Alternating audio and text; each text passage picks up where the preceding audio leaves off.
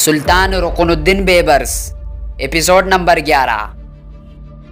रुकनुद्दीन बेबर्स के 10वें एपिसोड में आप देख चुके हैं कि सुल्तान बेबर्स ने कैसे सलीबियों के 3 किले अलकर्क, किसारिया और ओरसुफ को लगातार फतह किया था।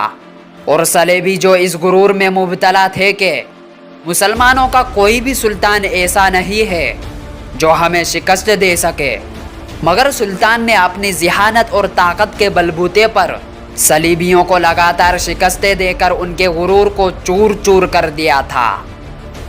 आज के इस वीडियो में आप देखेंगे कि सफद शहर को फतह करने के बाद सुल्तान ने उन 2000 लोगों को मौत के घाट उतार देने का हुक्म क्यों जारी किया। सुल्तान बेबर्स ने सफद के आम शहरियों के साथ क्या सलूक किया, क्या उनके कत्ले आम का हुक्म जारी किया गया या फिर उन्हें अमान बख्शी गई। सफद की फतह के बाद आलम इस्लाम ने सुल्तान बेबर्स को किन किन खिताबात से नवाजा और इसके बाद सुल्तान ने किन किन किलों को फतह किया। सकीफ अर्नून किला अपने किन किन खासियतों की वजह से उसे फतह करना मुश्किल बल्कि नामुमकिन ख्याल किया जाता था। क्या सुल्तान बेबर्स उस किले को फतह करने में कामयाब हुए या फिर नाकाम।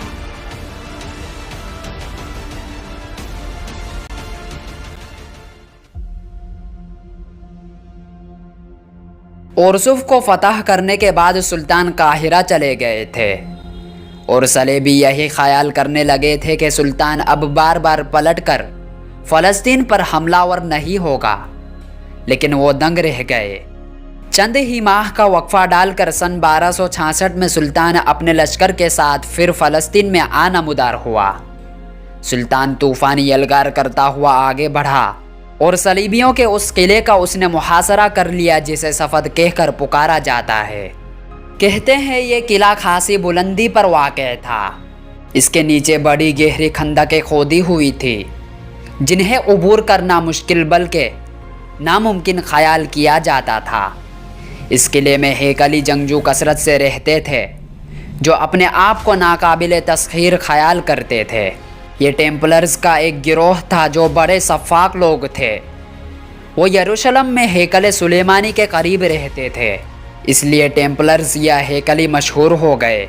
शुरू में उनका मकसद सिर्फ खिदमत खल्क था, लेकिन आहिस्ता आहिस्ता बाद में ये एक जंगजू फ़िरका बनकर नमूदार हुआ और मुस्लिम दुश्मनी को उसने अपना वतीरा बना लिया था।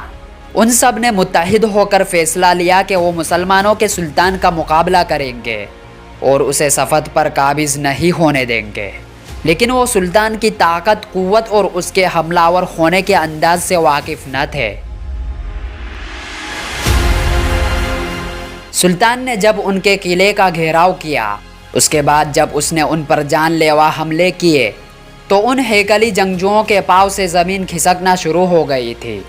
सुल्तान के ताबड़तोड़ हमलों की वजह से उन हेकली जंगजुओं की लाशें बिखरने लगी थी, यहाँ तक कि सुल्तान ने ज़ोरदार हमले करते हुए शहर को फतह कर लिया।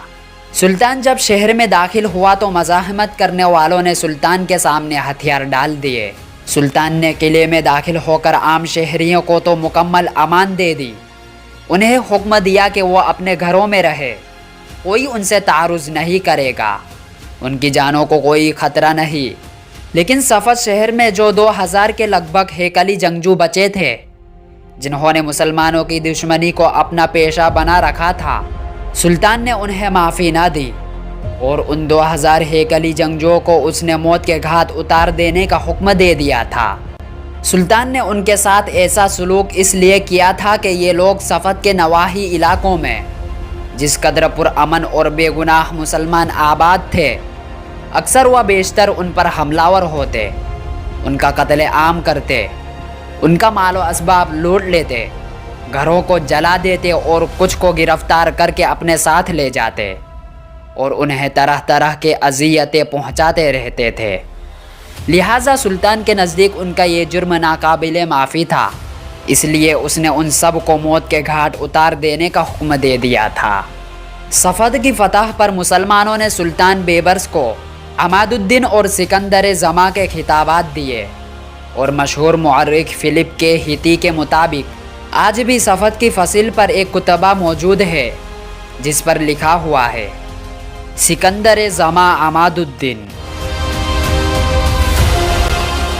सफ़द को फतह करने के बाद सुल्तान ने रिफाह आमा का एक बेहतरीन काम सर अंजाम दिया। उसने वहाँ दरियाए उर्दन पर एक अजीमुशान पुल तामीर करवा दिया। उस पुल की तामीर के बाद वहाँ भी सुल्तान ने एक कुतबा नस्ब करवा दिया था।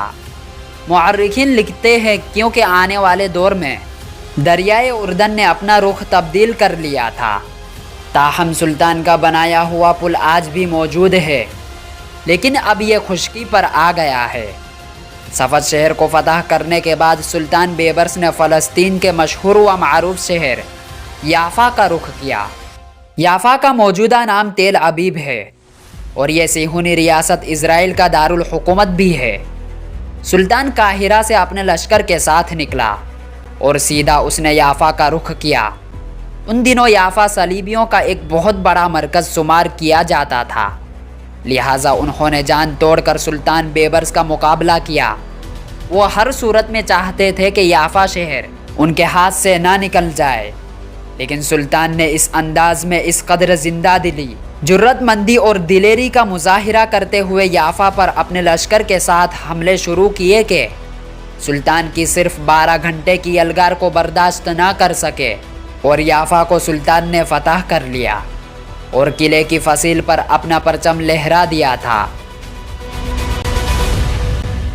याफ़ा को फतह करने के बाद सुल्तान ने अपने लश्कर के साथ एक इंतहाई अहम किले सकीफ़ अर्नून का रुख किया। ये शहर और किला दमिश्क और साहिल समंदर के दरमियान वाक़े है और मानियाल शहर से नज़दीक पड़ता है। अर्नून एक शख्स का नाम था जिसने ये आबाद किया था, लिहाजा उसके नाम पर यह सकीफ़ अर्नून कहलाया। ये इंतहाई दर्जे का मुस्तहकम किला था। एक बुलंद कोहिस्तानी सिलसिले के ऊपर वाक़े होने की वजह से उसके इस्तेहकाम में वाकई मज़ीद इजाफा हुआ था। ये किला सुर और सिदा शहर के साहिली इलाके को अबाका और दमिश्क से मिलाने वाली जुनूबी दरले के करीब वाक़े था। उस किले की अहमियत इस बिना पर भी थी कि ये जंगजू टेम्पलर्स का मरकज़ था और उन्होंने यहाँ इतनी अस्करी ताकत और क़ुव्वत जमा कर रखी थी कि 2 वजह से उसे नाकाबिले तस्खीर ख्याल किया जाता था। पहली वजह ये कि ये इंतहाई बुलंदी पर वाक़े था और दूसरी वजह उसके नाकाबिले तस्खीर होने की ये थी कि ये टेम्पलर्स का मरकज़ी शहर था और यहाँ उन्होंने अपनी सारी क़ुव्वत जमा कर रखी थी। ये किला एक उमूदी चट्टान पर बनाया गया था। दरियाई लितानी से उसकी बुलंदी 1500 और सतह समुंदर से ये 2199 फीट बुलंद था। इसकी फसील का एक हिस्सा पत्थरों की चुनाई से और दूसरा हिस्सा चट्टानें तराश कर बनाया गया था और इन चट्टानों की वजह से उसके इस्तेहकाम में ज़बरदस्त इजाफा हुआ था। कहते हैं उस किले का मजमूई रकबा लगभग 490 मुरब्बा गज था। उसकी फसील की चौड़ाई 99 फीट, फसील की बुलंदी 57 फीट और कहीं फसील की बुलंदी 78 फीट की लगभग भी थी। उस किले की जुनूब और मगरिबी हिस्से की तरफ एक इंतहाई मजबूत और मुस्तहकम खंदक थी जो ठोस चट्टान काट कर बनाई गई थी। ये खंदक कहीं से 48 फीट गहरी थी और कहीं उसकी गहराई 144 फीट के लगभग भी थी। उस खंदक में चट्टानें काट काट कर छोटे छोटे हुजरे बनाए गए थे जिनके अंदर पानी के मीठे चश्मे जारी थे। उस किले की खड़ी दीवारें घाटियों के किनारे से ऊपर उठाई गई थी और उनके कोनों पर बुलंदी और मुस्तहकम बुर्ज बना दिए गए थे। उन्हीं बुर्जों के अंदर बैठकर यहाँ के मुहाफिज किले की हिफाजत करते थे, जिनकी वजह से किले को नाकाबिले तस्खीर ख्याल किया जाता था।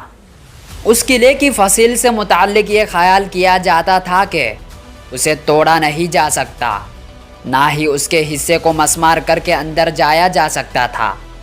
इसलिए फसील का ज़्यादा हिस्सा चट्टानों पर मुश्तमिल था जिन्हें तराश कर फसील की शक्ल दी गई थी, और कुछ हिस्सा इतने चौड़े चौड़े पत्थरों से बनाया गया था कि उनको तोड़कर शहर में दाखिल होने का सवाल ही पैदा ना होता था। فصیل کے اوپر جو پتھروں کے بڑے بڑے مستحکم برج بنے ہوئے تھے، ان کے اندر یہاں کے جنگجو تیروں کے ڈھیر لگائے رکھتے تھے اور حملہ وروں پر تیروں اور پتھروں کے بارش کر کے انہیں پسپا ہونے پر مجبور کر دیتے تھے۔ اس قلعے کے جنگجو محافظوں کا خیال تھا کہ عام حالت میں اس قلعے پر قبضہ کرنا تو کجا اس پر حملے کا تصور کرنا بھی دیوانے کا خواب معلوم ہوتا تھا، لیکن کبھی کبھی ایسے مجاہد، ایسے ناقابل تسخیر حکمران بھی اٹھ کھڑے ہوتے ہیں جو صرف ناممکن کو ممکن بنانے کے لیے پیدا ہوتے ہیں۔ یہی حالت سلطان بیبرس کی بھی تھی۔ اپریل سن 1268 کو سلطان اپنے لشکر کے ساتھ دشوار گزار اور طویل پہاڑی راستوں کو طے کرتا ہوا اچانک اس قلعے کے سامنے نمودار ہوا۔ سلطان نے جب قلعے پر حملے شروع کیے تو قلعے کے اندر جو صلیبی جنگجو تھے انہوں نے ڈٹ کر سلطان کا مقابلہ کیا۔ سلطان کو بھی اس قلعے کے استحکامات کا بخوبی علم تھا، چنانچہ جلد ہی سلطان نے اپنے آخری کام کی ابتدا کی۔ تھوڑی دیر جنگ کے بعد سلطان نے جنگ موقوف کر دی۔ اچانک ایک طرف سے مسلمانوں کی منجنیقیں نمودار ہوئی اور دیکھتے ہی دیکھتے سلطان کے حکم پر قلعے کے قریب 26 بڑی بڑی منجنیقیں نصب کر دی گئی تھی۔ یہ صورتحال دیکھتے ہوئے قلعے کے اندر جو صلیبی جنگجو تھے وہ سکتے میں آ گئے تھے۔ انہوں نے جب اتنی بڑی بڑی اور اس قدر تعداد میں منجنیقوں کو دیکھا تو وہ بوکھلا کر رہ گئے۔ سلطان نے پہلے فصیل کا جائزہ لیا، اس کے بعد اس نے خود مناسب مقامات پر منجنیقیں نصب کرانے کا حکم دیا۔ سلطان کا حکم ملتے ہی آنن فانن منجنیقیں اس جگہ پر نصب کر دی گئی جہاں سلطان نے کہا تھا۔ اس کے بعد ان منجنیقوں سے جب بڑے بڑے اور بھاری پتھروں کی بارش قلعے کی فصیل پر ہونے لگی تو اس سنگ باری سے صرف قلعے کی فصیل ہی نہیں، چٹانیں تک لرزنے کانپنے لگی تھی۔ قلعے کو فتح کرنے کے لیے سلطان بیبرس نے 2 اقدام کیے۔ پہلا یہ کہ بڑی بڑی منجنیقوں کے ذریعے اس نے لگاتار فصیل پر سنگ باری شروع کروا دی تھی۔ دوسری یہ کہ اس نے قلعوں کا اس سختی سے محاصرہ کیا تھا کہ قلعے کی طرف آنے والے سارے راستے اس نے بند کر دیے اور قلعے والوں کو باہر سے کوئی چیز ملنے کی توقع نہ رہی۔ سلطان کے ان 2 اقدامات کے نتیجے میں آہستہ آہستہ قلعے کے جنگجوؤں کی قوت مدافعت ختم ہوتی چلی گئی۔ اس کے بعد وہ دوبارہ اٹھے۔ ان میں سے کچھ تو پہلے ہی سلطان کے تیز اور جان لیوا حملوں کے باعث مارے جا چکے تھے۔ باقی نے جب دیکھا کہ اگر ان کے ساتھی اسی طرح مرتے رہے تو ایک دن قلعے ان سے خالی ہو جائے گا، لہٰذا وہ پشتی حصے کی طرف بھاگے۔ پشتی حصے کی طرف ساحل تھا اور وہ وہاں سے اپنی جانیں بچا کر بھاگ گئے۔ اس طرح سلطان فاتح کی حیثیت سے قلعے میں داخل ہوا اور اس کے سب سے بلند ترین برج پر سلطان نے اپنا علم نصب کرنے کا حکم دیا تھا۔ ثقیف ارنون نام کے اس قلعے کی فتح سے فلسطین کے اندر جس قدر صلیبی جنگجو تھے ان پر بڑی کاری ضرب لگی اور سلطان بیبرس کی طرف سے ان پر ایک طرح کی دہشت سوار ہو گئی تھی اور وہ سلطان کا نام سن کر خوف و ہراس سے لرزنے کانپنے لگ جاتے تھے۔